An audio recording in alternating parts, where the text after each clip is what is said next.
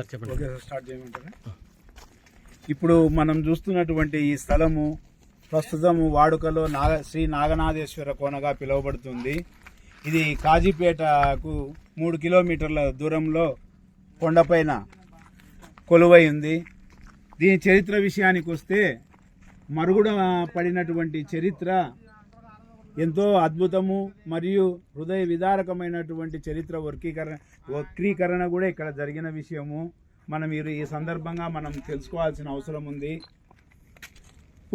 క్రీస్తు పూర్వం 2వ శతాబ్దం నుంచి క్రీస్తు శకము 6-7 శతాబ్దాల వరకు కూడా వైభవంగా వెలసిల్లినటువంటి బౌద్ధ క్షేత్రం ఇది. థేరవాద బుద్ధిజానికి ఆయుపట్టైనటువంటిది. ఇక్కడ ఇంతవరకు ప్రపంచంలో జరిగిన తవ్వకాలలో దొరికిన బుద్ధుని పాదాల్లో అతి పెద్దవి ఇక్కడే ఉన్నాయి. తర్వాత ఇటువంటిది ఇంకోటి పుల్లూరు దగ్గర పంట పొలాల కాలువ పక్కన ఉండాది. దీన్ని బట్టి మనము తెలుసుకోవచ్చు బౌద్ధం ఎంత ఉధృతంగా ఉన్నతంగా ఇక్కడ విలసిల్లింది. సాంస్కృతిక పరంగా కానీ జనజీవనానికి ఏ రకంగా మార్గదర్శకం చేసింది అనేది మనకు తేటతెల్లమవుతుంది. మీరు బాగా చూడండి, ఇక్కడ బుద్ధుని పాదాలు ఇవి అతి పెద్దవి పగిలిన స్టేజీలో ఉన్నవి. ఇక్కడ వచ్చేసి మధ్యలో ధర్మచక్రము, బుద్ధుని పాదాలు. తర్వాత బౌద్ధము వన్యప్రాణులకు, ప్రకృతికి, చెట్లు చేమలకు ఎంతో ప్రియారిటీ ఇచ్చిందన్న విషయాన్ని బట్టి ఇక్కడ లతలు. తర్వాత బుద్ధుని మహాపురుష లక్షణాల్లో ఉన్నటువంటి 32 మహాపురుష లక్షణాల్లో స్వస్తిక, శ్రీవత్స సింబలు, తర్వాత ధర్మచక్రము, తర్వాత చైత్యము, ధర్మచక్ర ప్రవర్తన సంబంధించినటువంటివి అన్నీ కూడాను ఈ బుద్ధుని పాదాల మీద ముద్ర చెక్కి ఉండడం మనం ఇక్కడ గమనించవచ్చు.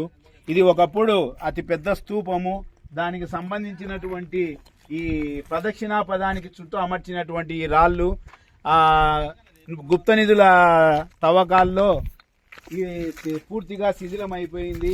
తర్వాత శైవమత విజృంభణలో బౌద్ధాన్ని రూపుమాపి శైవక్షేత్రంగా చేయడం జరిగింది. కానీ చరిత్ర అనేది దాచేస్తే దాగని సత్యం.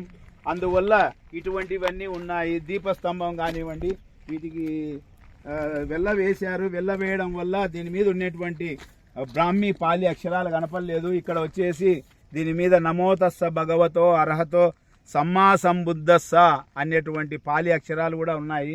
ప్రస్తుతానికి ఈ సున్నం వల్ల అవి కనపడలేదు. తర్వాత వచ్చేసి శైవానికి గుర్తుగా ఇక్కడ త్రిశూలం కూడా ముద్రించినారు. ఇటువంటివన్నీ మైట్ ఈజ్ రైట్ అని చరిత్రలో ఇలా జరుగుతున్నాయి. ఇదంతా పెద్ద స్తూపము. దీన్ని రినోవేట్ చేయాలనుకునే సమయానికి గుర్తించి సరైన టైంలో ఆర్కియాలజికల్ సర్వే ఆఫ్ ఇండియా వాళ్ళు దీన్ని నోటిఫై చేయనందువల్ల ఇక్కడ ఉన్నటువంటి లోకల్ దేవాలయానికి సంబంధించిన వాళ్ళు బుల్డోజర్లు అందుకు పెట్టేసి ప్రొక్లైన్స్తో ఇదంతా చదువు చేయడం జరిగింది. దీనివల్ల దాదాపుగా చాలా మటుకు స్తూపాలు, విహారాలు అన్నీ కనుమరుగైపోయాయి. దాదాపు 8-9 అడుగుల లోపలికి కొట్టేసి అంతా కొండ కిందికి నెట్టేయడం వల్ల ఈ ప్రదేశము కనుమరుగైపోయే పరిస్థితి దాపురించింది. గుడిలో మెల్లగా కొన్ని స్తూపాలు ఆ కొండ మీద, తర్వాత ఇక్కడ ఉన్నటువంటి దీనికంటే చిన్న సైజు బుద్ధుని పాదాలు ఆ కొండపైన ఇంకా ఇప్పటికీ స్టిల్ ఉన్నాయి. అవి గత బౌద్ధ వైభవ చిహ్నాలుగా ఇప్పటికీ నిలిచి ఉన్నాయి.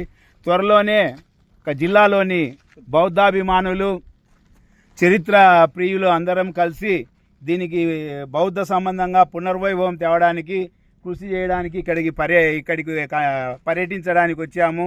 కొన్ని ఉన్నాయి, వాటిని ప్రొటెక్ట్ చేసి భవిష్యత్తులో అవి పాడవకోకుండా ప్రజలకు చరిత్ర తెలియడానికని కొన్ని అందరితో కలిసి వివిధ ప్రజా సంఘాలు, తర్వాత గవర్నమెంట్ సహకారంతో ఇక్కడ ఉన్నటువంటి బుద్ధ కట్టడాలను వారసత్వ సంపదగా వచ్చే భావి తరాలకు అందించాలని మేమంతా ఒక నిర్ణయం తీసుకున్నాము. ఆ రకంగా ముందుకు పోవాలని ఈరోజు ఇక్కడ మేము ఆలోచన చేసి తొందరలోనే ఒక సమావేశం కడపలో పెట్టేసి అక్కడ ఒక కార్యాచరణ ప్రణాళిక ప్రకటిస్తాము అని ఈ సందర్భంగా తెలియజేస్తున్నాను.